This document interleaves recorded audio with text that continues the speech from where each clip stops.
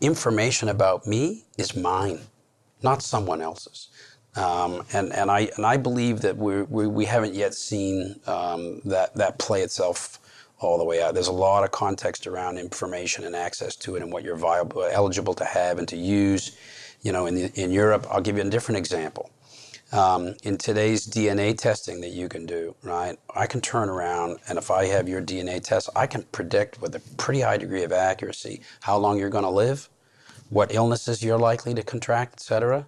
So can I ask a customer to do that? Am I underwriting per se now, or am I using science in a very different dimension?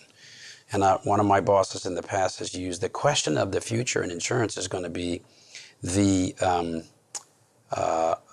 do we have the authority to underwrite?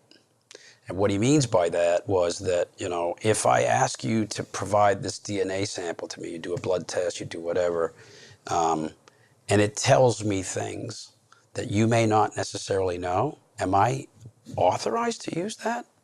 And that the world hasn't figured that out yet. I know this is a very relevant issue in Japan right now from the regulator standpoint, is are you discriminating against somebody if you actually know what their likely outcome is going to be and when, et cetera?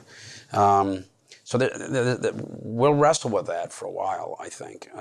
And public opinion, regulatory climates, et cetera, are going to continue to challenge the way in which we incorporate information. I mean, you use a wearable, right?